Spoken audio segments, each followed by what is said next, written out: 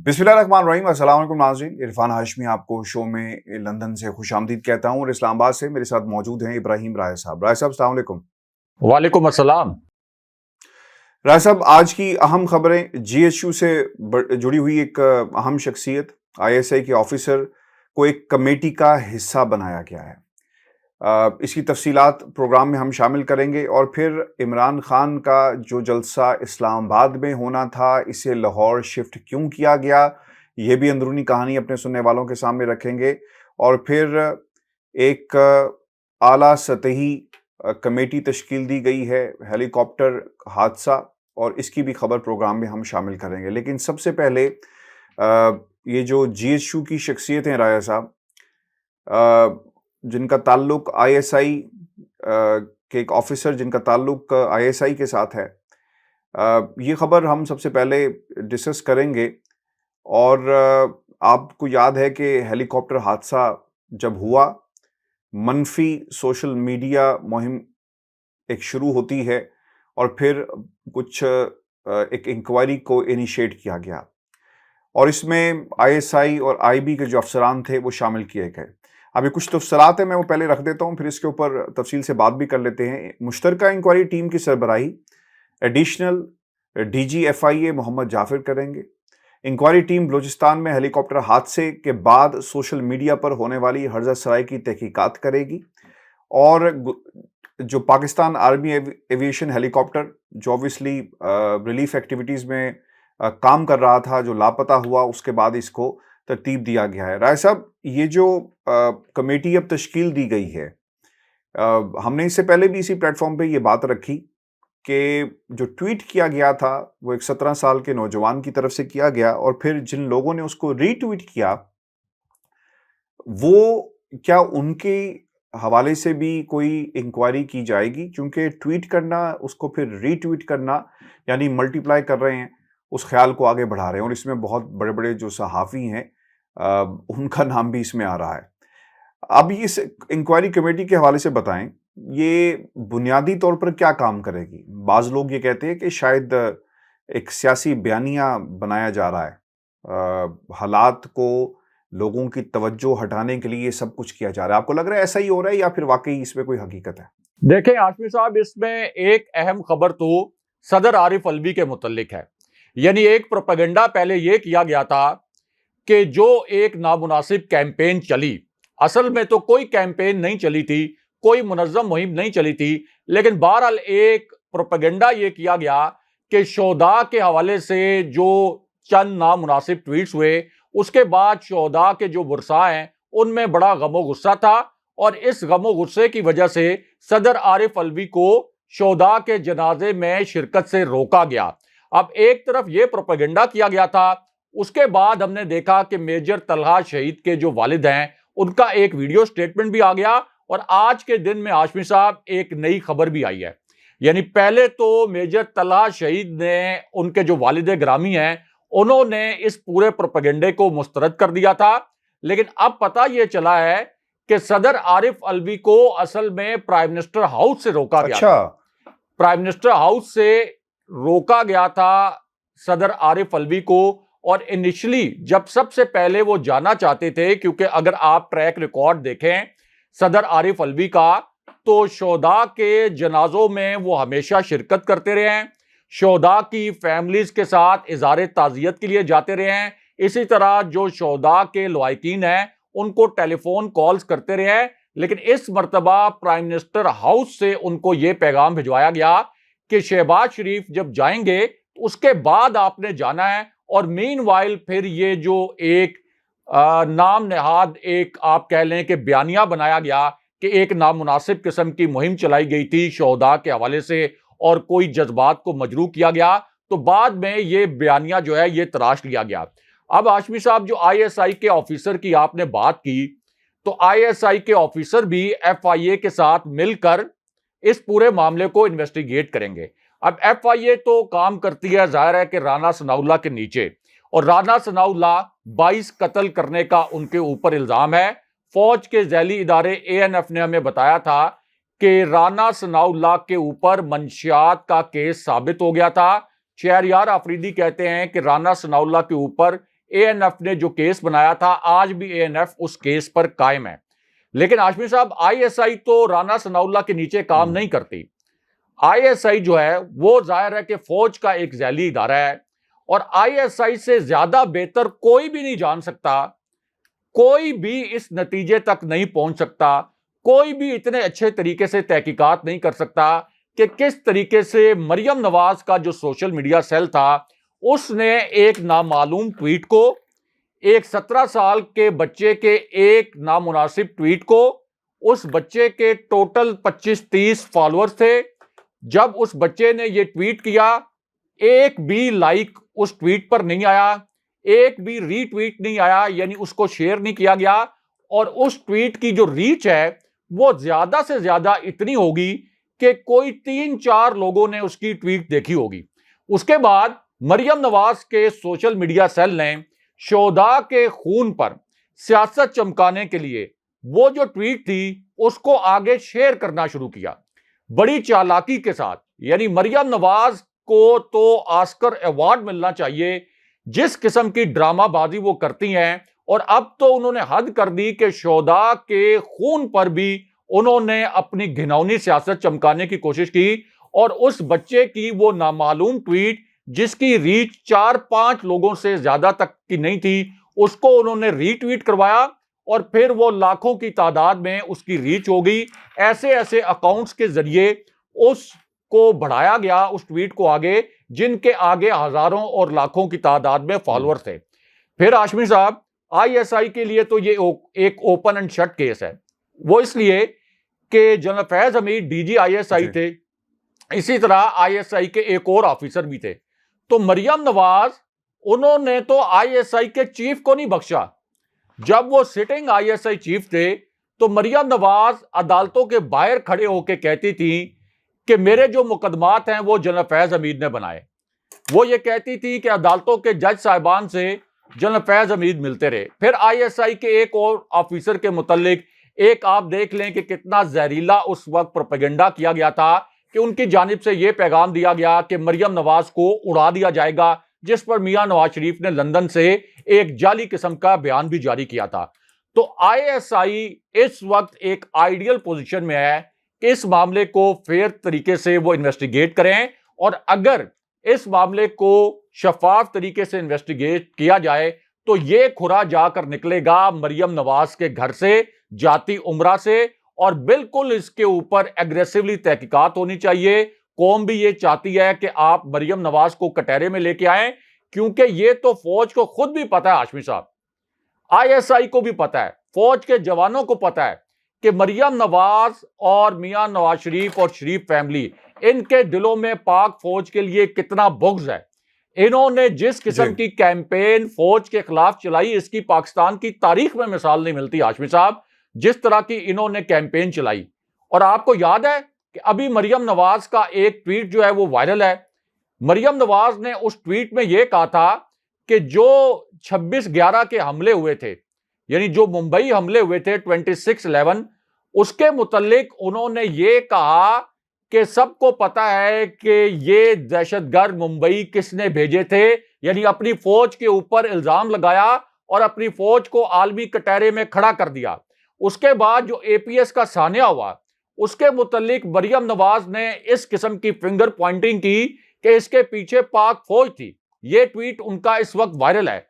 तो अब इससे क्या साबित होता है कि पाक फौज के खिलाफ सबसे ज्यादा जहरीले किस्म के ट्वीट्स, पाक फौज के खिलाफ सबसे ज्यादा जहरीली किस्म की कैंपेन कौन करता रहा। परवेज रशीद का एक वीडियो स्टेटमेंट अभी आज के दिन में वायरल है हाशमी साहब, जिसमें वो कहते हैं मुल्क को उजाड़ें ये जर्नैल, मुल्क को तबाह करें ये जर्नैल, और उसके बाद नवाज शरीफ आकर मुल्क को ठीक करे।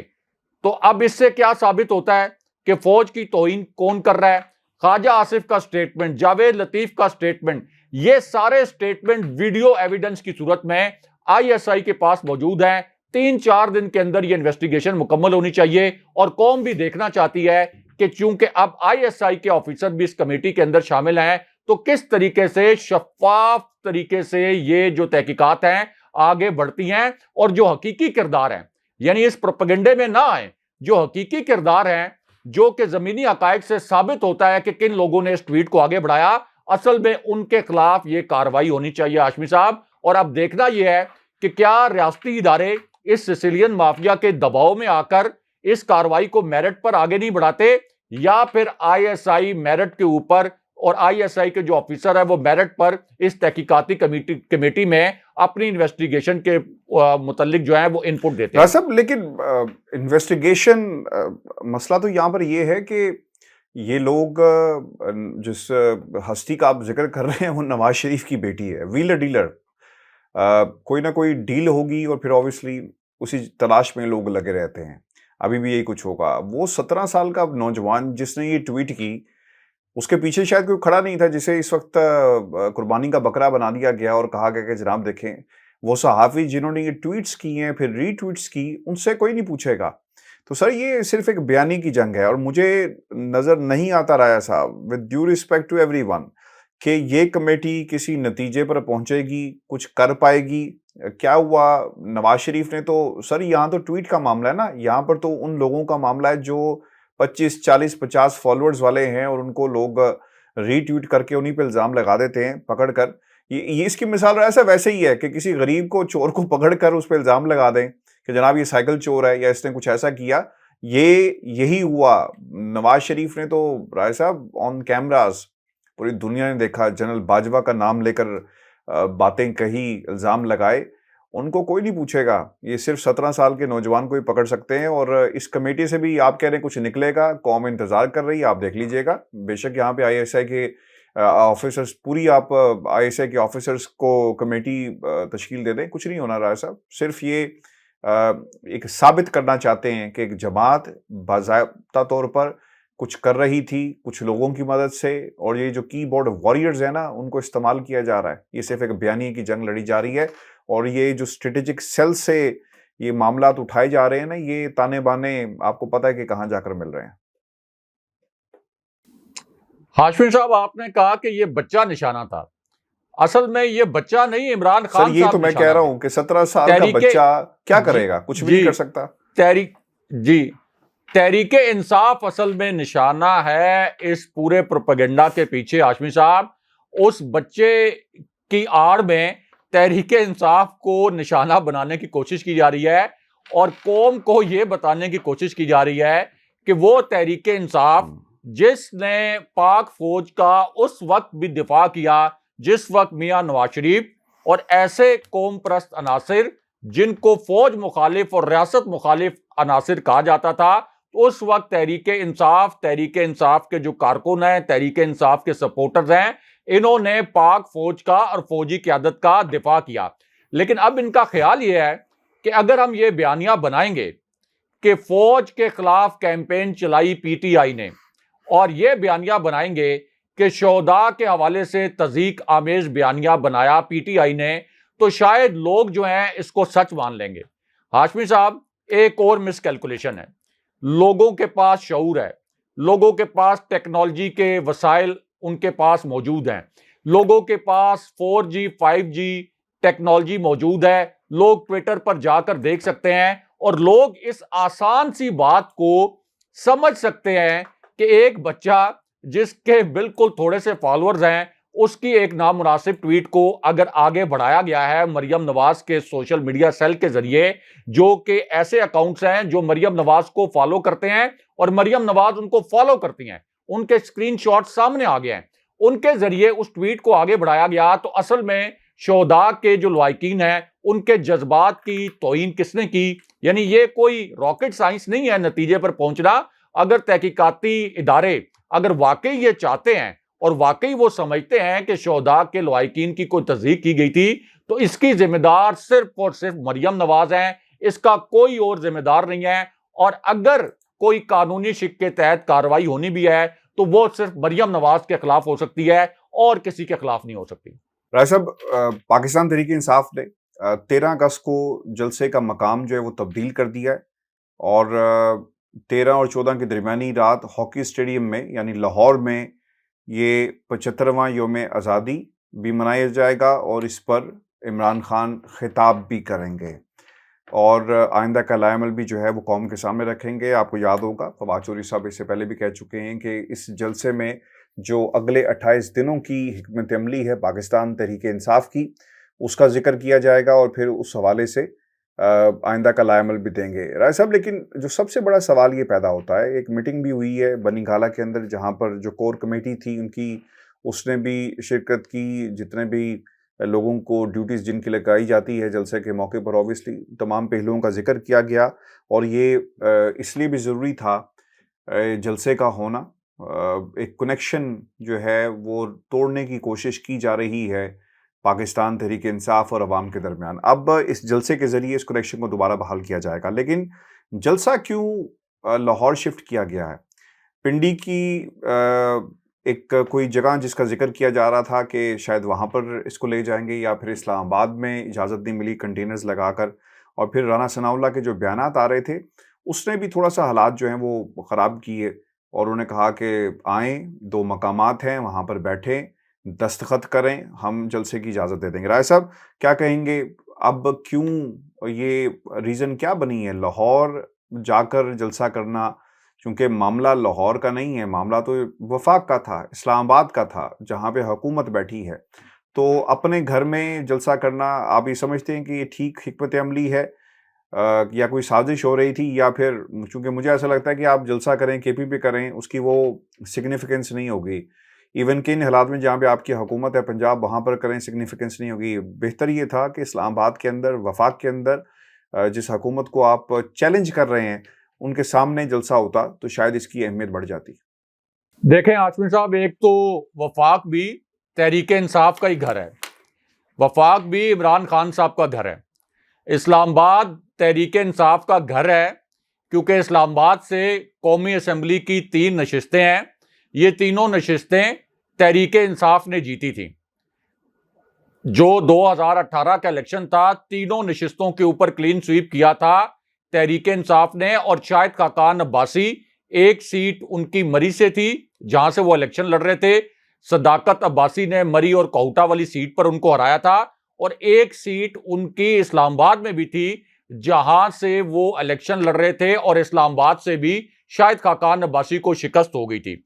रावलपिंडी से भी तहरीक इंसाफ ने बहुत बड़ी कामयाबी हासिल की थी। तो इसका मतलब यह है कि इस्लामाबाद, रावलपिंडी, मरी, इस्लामाबाद में जहां जहां से क्राउड आ सकता था उन तमाम जगहों पर तहरीक इंसाफ का होल्ड है। अब अगर एक लम्हे के लिए ये तसव्वुर करें, जिस तरह से राना सनाउल्लाह, शहबाज शरीफ और फजलुर रहमान कहते हैं कि इमरान खान तो कोई पॉपुलर लीडर नहीं है, तो खान साहब ने 9 हलकों से इलेक्शन लड़ने का ऐलान किया है। अगर खान साहब पॉपुलर नहीं है, फजलुर रहमान अगर इमरान खान साहब से ज्यादा पॉपुलर हैं, अगर मरियम नवाज, शहबाज शरीफ, कोई पाकिस्तान का और सियासतदान, आसिफ अली जरदारी, चले मरियम नवाज तो हैं ही इस वक्त नायल, बिलावल भुट्टो, कोई भी सियासतदान इस वक्त अगर इमरान खान से ज्यादा पॉपुलर है तो वो इन 9 हलकों में 1 on 1 इमरान खान साहब के साथ मुकाबला करे और खड़ा हो जाए, इमरान खान साहब को टक्कर दे इन 9 हलकों में। तो पता चल जाए कि इन 9 हलकों में कौन ज्यादा नशिस्तें जीतता है। यानी ये 9 की 9 नशिस्तें इमरान खान साहब, सबको पता है कि वाज़ेह अक्सरियत से जीत जाएंगे। अब एक तो इमरान खान साहब की जो पॉपुलैरिटी है वफाक में, उसके हवाले से जो आपने बात की थी कि अपने घर के अंदर जलसा, तो इस्लामाबाद भी उनका घर है। अब हाशमी साहब, इसको लाहौर में शिफ्ट करने की एक बड़ी वजह यह भी है कि एक तो जो आपका परेड ग्राउंड है, यहां पर जलसे की इजाजत नहीं दी गई, क्योंकि ये जो इस्लामाबाद के वज़ीर दाखिला हैं, जिनके पास इस वक्त एक SHO के अख्तियारात हैं, यानी राना सनाउल्लाह, इन्होंने कहा कि आप जाके F10 में, F9 में, वहां पे एक पार्क में जलसा कर लें या रावलपिंडी के किसी मकाम पर जलसा कर लें। और यहां पर इनका मंसूबा यह था कि जिस तरह से पहले ये शोधा वाले मामले पे एक प्रोपेगेंडा किया है, यहां पर एक तशद्दुद की सूरत हाल पैदा की जाए। दूसरा, तहरीक लब्बैक को यहां पर धकेला गया और तहरीक लब्बैक के मुतल्लिक भी यह कहा गया कि वो भी उसी दिन आकर धरना देगी। अब हाशमी साहब, तहरीक लब्बैक भी चूंकि एक तासुर है कि एक मजहबी जमात है, उनका जो वोटर है वो मजहबी रुझान का हामिल है, तो यहां पर पीटीआई को आप ये कह लें कि मजहब कार्ड के जरिए उसकी सियासी साख को नुकसान पहुंचाने की एक और घिनौनी साजिश की गई थी। यानी उसी दिन तहरीक लब्बैक का जो जलसा है वो उसी दिन इस्लामाबाद में धकेल दिया गया था कि वो भी उसी दिन आके जलसा करेंगे। तो अब इस पूरी सिचुएशन में लाहौर में ये जो हॉकी ग्राउंड में जलसा होगा हाशमी साहब, क्योंकि इमरान खान साहब ने ये नहीं कहा था कि मैं 13 अगस्त को जो जलसा करूंगा परेड ग्राउंड में, और लोग ये समझते हैं बहुत से लोग कि ये कोई पुराना परेड ग्राउंड है जो कि डी चौक में है।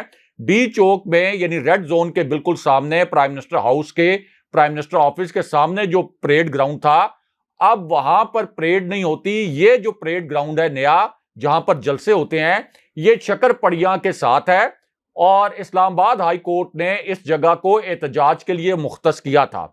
अब यहां पर परेड होती है, इस वजह से इसे परेड ग्राउंड कहा जाता है। तो खान साहब ने यह ऐलान नहीं किया था कि हम परेड ग्राउंड में जलसा करेंगे और उसके बाद यहीं से कोई रेड जोन में चले जाएंगे और वहां जाकर 13 अगस्त की रात कोई धरना दे देंगे। खान साहब ने असल में ऐलान यह किया था कि जो 13 अगस्त और 14 अगस्त की दरमियानी रात हमने जश्न मनाना है और फिर एक जलसा करना है, इसमें मैं अपनी अगली हिकमत अमली का ऐलान करूंगा कि इस फिस्तायत से और इस फिस्ताई हुकूमत से हमने जान कैसे छुड़ानी है। तो वो जाहिर है कि खान साहब लाहौर में भी जब ऐलान करेंगे और उसके बाद एक तारीख दे देंगे, अपना एक लायामल देंगे, तो उसका उतना ही इंपैक्ट होगा जितना कि वो इस्लामाबाद में जलसा करते हैं। और अभी इस्लामाबाद में हाशमी साहब, अभी चंद हफ्ते पहले इमरान खान साहब ने कितना बड़ा और तारीख साज जलसा किया है। और इसमें एक अहम बात यह भी हाशमी साहब कि जलसा होगा लाहौर में, लेकिन F10 पार्क इस्लामाबाद का, जो आज से कुछ अरसा पहले तक एशिया का सबसे बड़ा पार्क कहलाता था, इतना बड़ा रकबा है, आप देखेंगे कि यह F10 पार्क इस्लामाबाद का भर जाएगा, क्योंकि खान साहब के जलसों का अब नया ट्रेंड ये आया है और खान साहब की मकबूलियत इस वक्त इतनी ज्यादा है कि जिस तरह कोई क्रिकेट मैच होता है पाकिस्तान इंडिया का और स्क्रीन पर लोग उसको देखते हैं, जलसा लाहौर में होगा, इस्लामाबाद में लाइव लोग उस जलसे को देखेंगे, कराची में स्क्रीन लगी होंगी, आपका जो कराची का क्लिफ्टन का एरिया है, दीगर एरियाज हैं, वहां पर स्क्रीन पर लोग देखेंगे, केपी में। तो इसका इंपैक्ट पूरे मुल्क में आएगा और असल इंपैक्ट तो असल में उस लाया अमल का है, उस हिकमत अमली का है, जिसके मुतल्लिक अब फवाद चौधरी ने यह कहा कि हम सिर्फ मुहर्रम की वजह से और ज़िमनी इलेक्शन की वजह से रुके हुए थे और अब हम उस लाया अमल का ऐलान करेंगे। तो ये असल में एक तो फौरी तौर पर तशद्दुद से बचने की सूरत हाल, फिर तहरीक लब्बैक के साथ जो मुमकिना एक तसादुम की सूरत हाल पैदा हो सकती है, क्योंकि तहरीक लब्बैक वाले तो बराह रास्त कोई पीटीआई वालों के साथ तसादुम नहीं करेंगे, लेकिन कुछ अनासिर तहरीक लब्बैक की सफ़ों में ये इंपोर्टेड हुकूमत तहरीक लब्बैक के कारकुनों का रूप धार के इस तरह के वहां पर घुसा सकती है कि इमरान खान साहब के जो कारकुन हैं और तहरीक लब्बैक के कारकुन आमने सामने आ जाएं। इसलिए इस हसास मामले से बचने के लिए भी लाहौर जाने का फैसला किया गया है, लेकिन इसका इंपैक्ट उतना ही होगा जितना कि इस्लामाबाद में जलसा होता तो उसका इंपैक्ट आता। राय फौज में तकरीरी तबादले कुछ हुए हैं और ये अहम और आला सतह पर ये तकर्री और तबादले किए गए हैं। पाक फौज के शोबे ताल्लुकात ISPR के मुताबिक, ये खबर हम अपने सुनने वालों के साथ शेयर कर रहे हैं, लेफ्टिनेंट जनरल फैज़ हमीद को कोर कमांडर बहावलपुर तैनात कर दिया गया है, जबकि इससे कबल वो कोर कमांडर पेशावर थे और बहुत इम्पोर्टेंट कोर थी इन हालात में जब इनखला हुआ अमेरिका का अफगानिस्तान से, और ऑब्वियसली वहाँ पर जो इस वक्त की सूरत हाल है। ISPR ने यह भी बताया है कि lieutenant general Sardar Hasan Azhar Hayat corps commander Peshawar तैनात किया गया है। इसके अलावा lieutenant general Khalid Zia military secretary Pakistan army होंगे।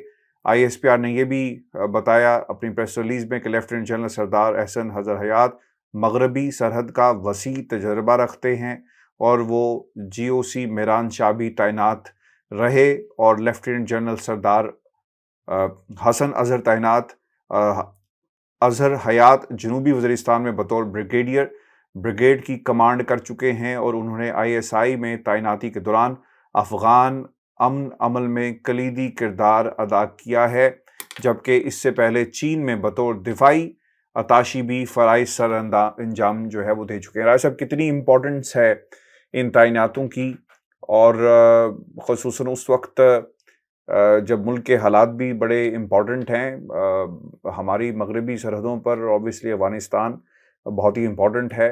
रिसेंटली एक ड्रोन हमला भी हुआ। किस तरह देखते हैं इन तकर्रियों को और इन जो हाई आला सतह पर जो तबादले किए गए हैं? देखिए आशमी साहब, जनरल फैज हमीद का जो तबादला है ये इस वजह से बड़ी खबर बनी है कि एक तो जो 5 मोस्ट सीनियर जनरल्स की एक सीनियरिटी लिस्ट थी, वैसे तो 7 जनरल्स की है, तो जो 5 सबसे सीनियर जनरल थे जिनमें जनरल आसिम मुनीर हैं जो गुजरांवाला की कोर कमांड कर चुके हैं, इसी तरह जनरल साहिर शमशाद मिर्जा हैं जो रावलपिंडी के कोर कमांडर हैं, इससे पहले चीफ ऑफ जनरल स्टाफ रह चुके हैं। फिर आपके जनरल अजहर अब्बास हैं जो इस वक्त चीफ ऑफ जनरल स्टाफ हैं, इससे पहले रावलपिंडी के कोर कमांडर रह चुके हैं। और जनरल नौमान महमूद जो इससे पहले पेशावर के कोर कमांडर रह चुके हैं। और फिर 5वें नंबर पर जनरल फैज हमीद थे जो कि पेशावर की कोर कमांड कर रहे थे और उससे पहले डीजी आईएसआई रह चुके हैं।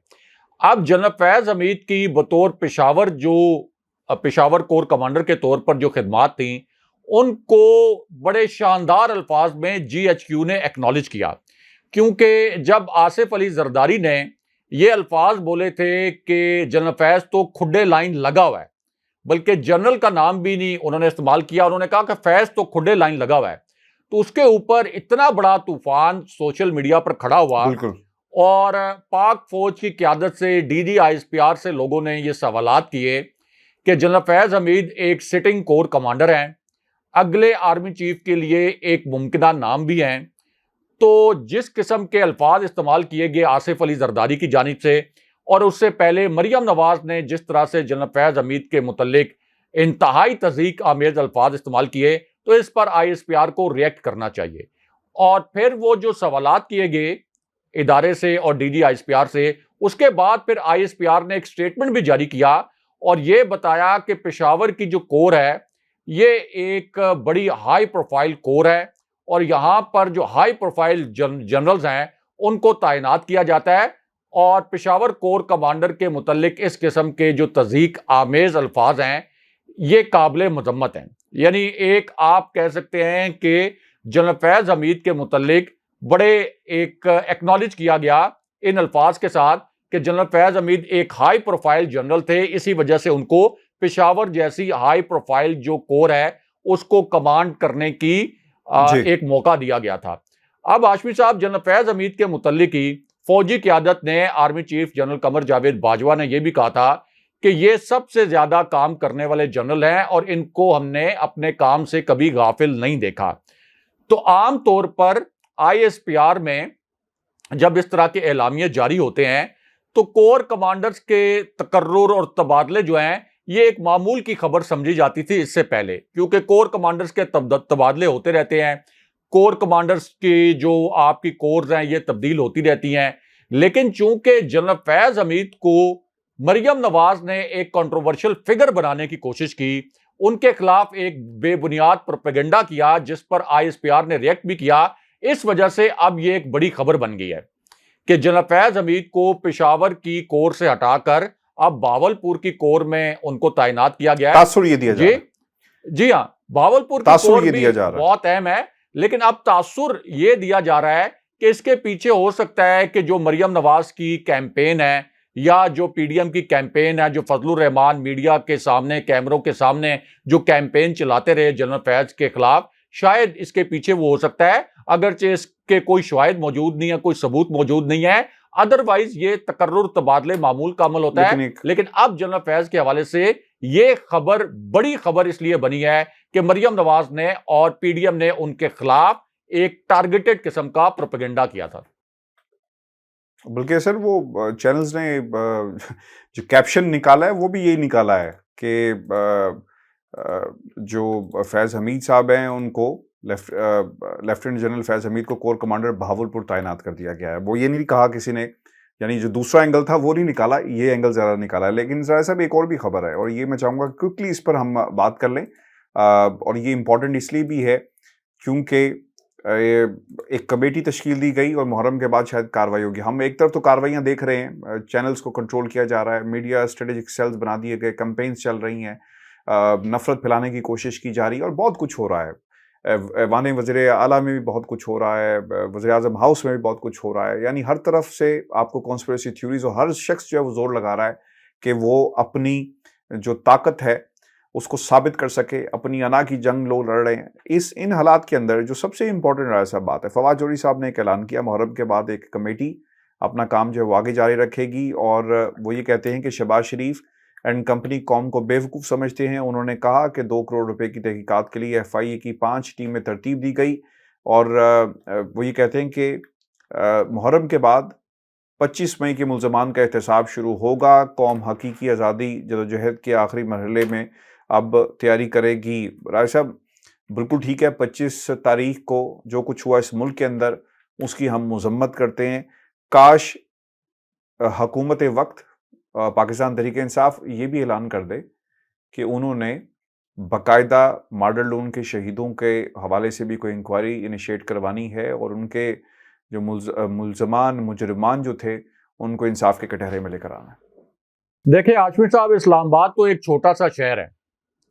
इस छोटे से शहर पर राना सनाउल्लाह और शहबाज शरीफ की हुकूमत है, एक की बतौर वज़ीर दाखिला और एक की बतौर प्राइम मिनिस्टर।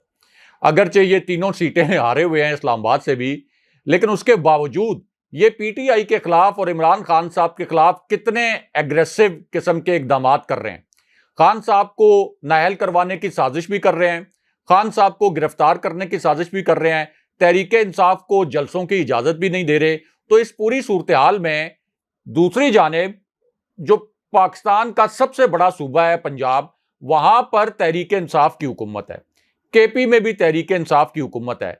तो इस्लामाबाद के मुकाबले में पंजाब कितना बड़ा एक इलाका है जहां पर इस वक्त तहरीक इंसाफ की हुकूमत है और फिर इसी तरह KP का सूबा है।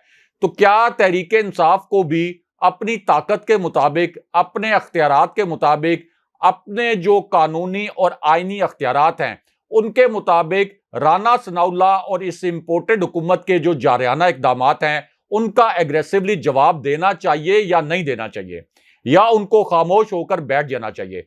अगर बदनीयती की बुनियाद पर इमरान खान साहब के खिलाफ बगैर किसी सबूत, बगैर किसी शवाहिद के वफाक में ये इतनी बड़ी कार्रवाई कर सकते हैं, तो पंजाब में तो एविडेंसेस मौजूद हैं कि 25 मई को राना सनाउल्लाह ने, पंजाब हुकूमत ने, वफाकी हुकूमत ने किस किस्म की कत्लो गारत गरी की थी, उसके वीडियो एविडेंस मौजूद हैं। सुप्रीम कोर्ट में जो केस चला था उसमें सुप्रीम कोर्ट के जज साहिबान के भी इसी किस्म के रिमार्क्स मौजूद हैं। तो जब इनकी पंजाब में हुकूमत भी है तो बिल्कुल ये जो कमेटी बनाई गई है तहकीकात के लिए, इसको अपनी तहकीकात बहुत एग्रेसिवली करनी चाहिए, और जो भी यहां पर तहकीकात में पेश नहीं होता, जैसे कर्नल हाशिम जो सूबाई वज़ीर दाखिला हैं, उनका एक ट्वीट भी आया है कि जो इस तहकीकाती कमेटी के सामने पेश नहीं होगा, चाहे वो अताउल्लाह तारड़ हो, चाहे वो राना सनाउल्लाह हो, उनको हम गिरफ्तार करेंगे। और हाशमी साहब, ये एग्रेसिव जो रद्द अमल है, ये एग्रेसिव रिएक्शन तहरीक इंसाफ को देना पड़ेगा, क्योंकि अगर तहरीक इंसाफ ने ये एग्रेसिव रिएक्शन ना दिया तो फिर ये समझेंगे कि हम तहरीक इंसाफ के खिलाफ जो भी कार्रवाई करते रहें, तहरीक इंसाफ खामोशी से उसको बर्दाश्त करती रहेगी। इसलिए इसका बेहतरीन हल यही है कि आपके ऊपर जो ऑफेंसिव लॉन्च किया गया है, आप उसके ऊपर उससे भी ज्यादा शिद्दत के साथ ऑफेंसिव लॉन्च कर दें। फिर देखेंगे कि ये राना सनाउल्लाह, शहबाज शरीफ, हमजा शहबाज और मरियम नवाज एंड कंपनी जो है ये किस तरह से पीछे हटते हैं। बहुत शुक्रिया ऐसा वीर जी, आज के शो था, अपने कमेंट जरूर भेजिएगा, चैनल को सब्सक्राइब करना मत भूलें। इजाजत दीजिए, अल्लाह ने अल्लाह ने के बाद।